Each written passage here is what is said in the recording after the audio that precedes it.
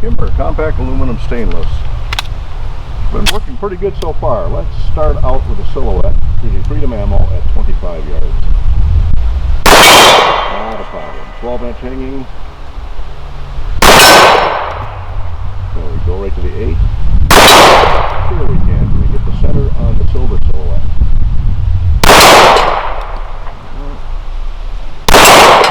Can we get it back? Here we can. Got one left. Go to the orange 10. There we go. In the year 2000, Kimber was poised to be the largest manufacturer of 1911 style pistols. Coincidentally, that same year, they switched over to the Swartz firing pin safety block and started the Series 2 type of pistol. That same year, Dan Wesson was working on development of the 1911 pistol, and their goal was to make the highest quality 1911 pistols and the most accurate 1911 production pistols available. So we've got a sample of the old and the new here. The Kimber that we have does not say Series 2. It's a compact aluminum stainless, but it's not a Series 2. This particular gun was made in March of 1999, so it does not have the Series 80 style firing pin block in it. So some would call this a Series 70, which it's really not. Some people would call it a pre-Series 2. It certainly isn't a Series 1 because there was no such thing. The Dan Wesson that we have here is a CCO. Now both of these pistols have the shorter officer size grip frame on it, holding a 7-round magazine instead of 8, and both of these, by the way, are in .45 caliber. A couple of differences between these guns, though, other than the fact that one's made in 1999 and another one's made in about 2018, is the Kimber is a 4-inch barrel, and it's a 4-inch bull barrel, not a bushing barrel. The Dan Wesson, on the other hand, is your typical CCO type, which is a commander length slide, meaning 4 1/4 inch, and it is a bushing type barrel, does not have a full length guide rod. Of course, the Kimber does have the full length guide rod, which is typical on the on their bull barrel designs. And I don't know if you can just barely see it in there. There is a hole. Well, there it is, right here on the side. There is a hole into which you put the takedown rod, or your takedown tool. This one's made out of a paper clip, in order to be able to take these down with the captured guide rod. So 4-inch barrel, bull barrel versus 4 1/4 inch bushing barrel. And is there a real difference? Not really a difference in how accurate they are. There are some other differences though as you go through the gun. Starting with the top, the sights on the Kimber, and you've heard me talk about the plain black sights for a long time. That's what this Kimber came with. Plain black front and plain black serrated back. And these do give, for me, a much cleaner, crisper sight picture. Just plain black on black, and I like them.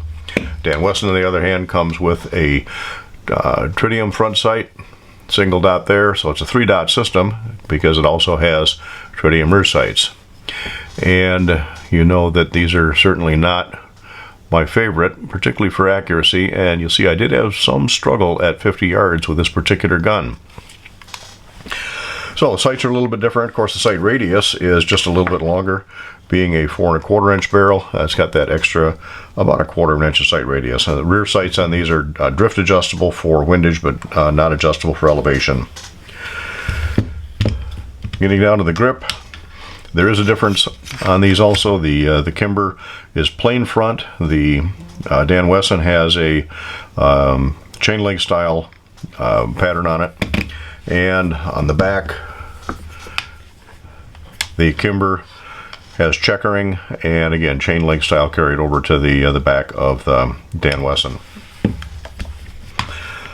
Big difference on these to me is the contour of the grip frame, and the style for the longest time on the officer size compact type frame was just square off the, actually it's not even squared off, it's angled off the mainspring housing in the grip frame.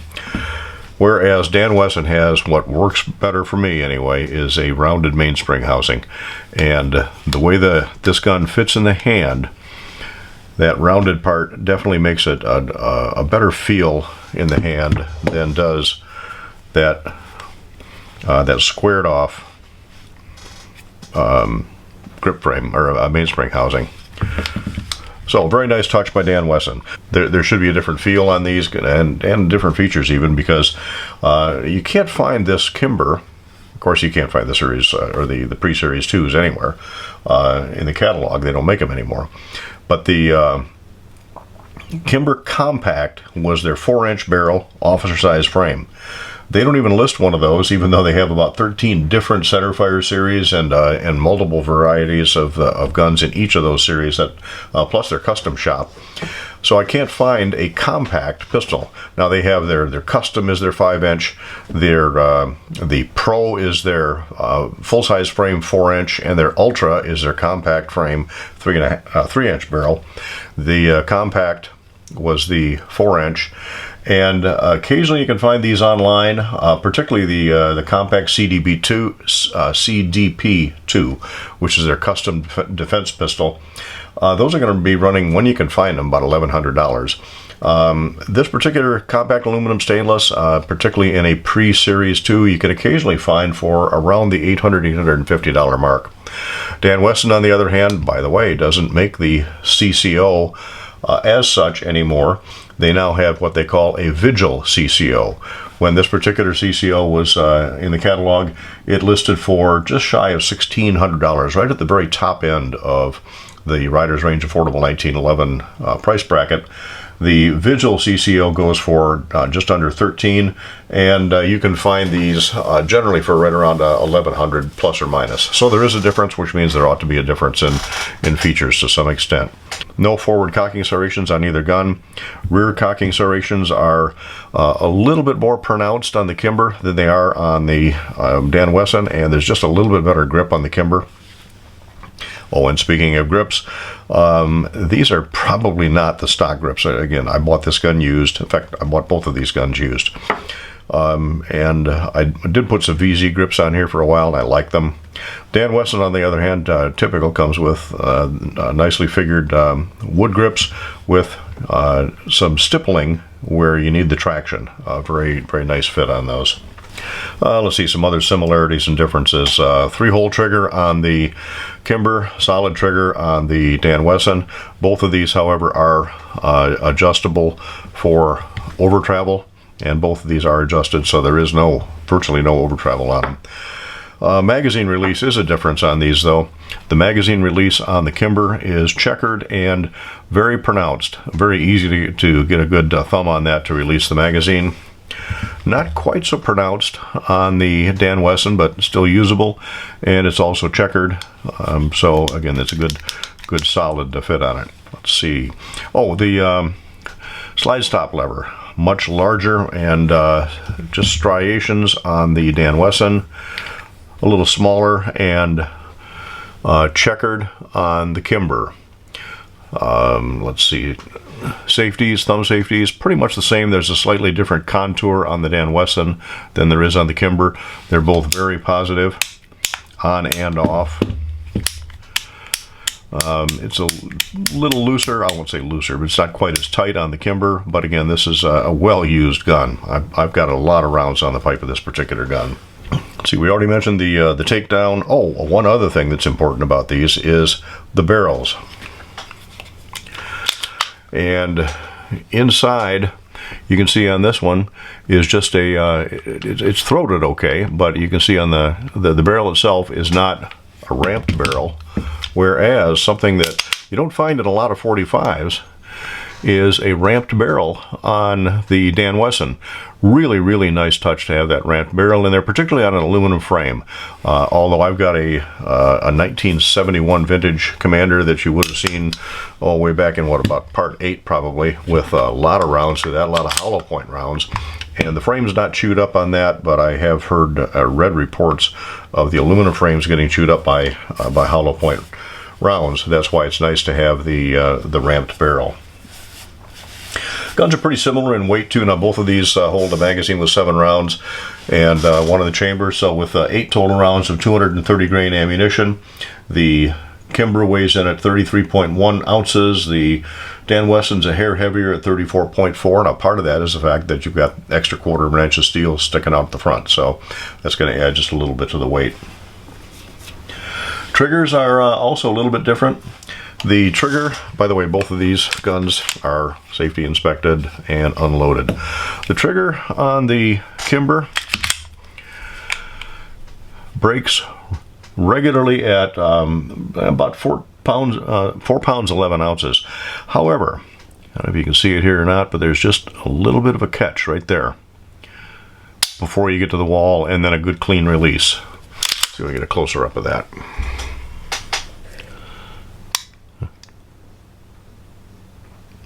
Just that little bit of a catch.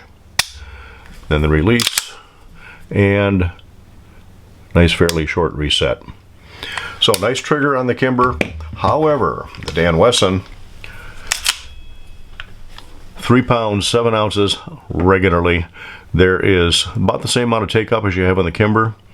There is no glitch. There is hardly, it's on an on-off switch on this particular gun. Reset, nice and short and positive. And again, just an on-off switch. Very, very nice trigger. Now, you'd think with a trigger like that and the extra 1/4 inch sight radius that the Dan Wesson would be the more accurate of the two. And at 15 yards, they're pretty much a toss-up. I strung them out just a little bit, but kept everything within 2 inches at 15 yards, shooting offhand with the Dan Wesson. And I had two groups. One group of, it looks like 2 shots. The other group of 5 shots, just a little bit low with the Kimber, but again, very, very nice grouping on both of them. Where the problem came in, though, at least on in my experience, now it was a windy day when we were out shooting here on Riders Range, but the problem I encountered with the Dan Wesson, and again, you've heard me in other videos complain about those 3-dot sights.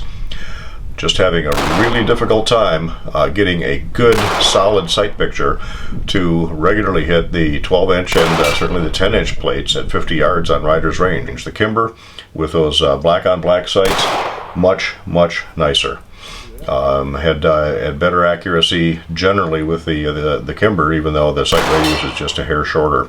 Haven't had any problems with these, and again, I've probably got 1,000 rounds through the Kimber. I've got every bit of 500 through the CCO. In fact, I did carry that gun for a while, and never had any problems except one time when we were preparing for this video, the Kimber failed to lock back in the last round, and that was using a Kim Pro magazine. Only time I've ever had any trouble with that. Now, normally I'll run Wilson or Trip Research in these guns, and again, no problems at all. Again, these guns are aluminum officer size frames, and the steel commander size slide for the CCO, or steel almost commander size slide for the Kimber. Now, it's interesting that at least I find it interesting that for the longest time Kimber only made the Series 2, which was the Swartz type firing pin safety block. They are now marketing guns that don't have the Series 2 on them, but those are generally going to be your some of the custom shop guns, but also the guns that are cut for optics. Now, if you remember our part, we compared the KHX versus the Aegis, both with the optics on it. It turns out that the spring for the firing pin block safety is held in place by the sight itself. So when you change the rear sight on a Kimber, you got to be really careful to not lose that spring or have it come flying off at you. So with an optics cut, if you had to change the optics plate to put the conventional sight back on, or just change the type of optic you had, you'd always have to deal with that spring. So they made all of their optics cut guns in the old style without the Swartz firing pin block. So a couple of very similar guns. Both of them work really nice. The Kimber, to me, has a slight advantage on the sights, even though the trigger's not quite as good. That wasn't a detriment in shooting it. While I was carrying this, I didn't put anything on the grip frame to get better traction. If I were to start carrying this gun again, I'd be putting either Stoner or Lock or VZ grips on it. I'd also put some clear skateboard tape on the front of this. The Dan Wesson, I would probably carry this. In fact, I did carry it just like this with the grips that are on it. Would I switch over to a grip with more texture? I didn't really find any need to. And again, it's a 45 on a light frame, but I did put a lot of rounds through this very comfortably without having any issues with them. So again, both of these guns are no longer made in the current form. You can still find the Kimber compact 4-inchers, and now you can find the Dan Wesson Vigil CCO. Both very nice guns, both very carryable guns, and certainly suitable for inclusion in the great affordable 1911 series at Riders Range. We always appreciate a thumbs up if you do like these videos. Certainly subscribe and click on the notifications bell so you know what's coming up. And by all means, we appreciate comments. Now, for the first time in the several months that we've had this channel open, I did have to delete a comment today because it contained language that is certainly not suitable for a general audience. So if you're going to comment, please keep it clean, and so that I don't have to delete it, because I really want your comments there. I'd like to get discussions going. If you'd rather not comment on in the comment section on YouTube, so drop us a line at info@ridersrange.com, and we'll do our best to get back with you. Also, you can check in at our website, www.ridersrange.com, and see what's coming up in the next installment of the Great Affordable 1911 series. So we appreciate your tuning in to Riders Range, and thank you for visiting. Kimber compact aluminum stainless,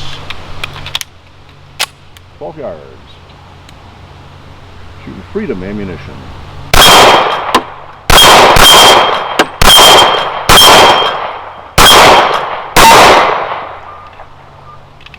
Dan Wesson CCO, 12 yards, shooting Freedom ammunition. Did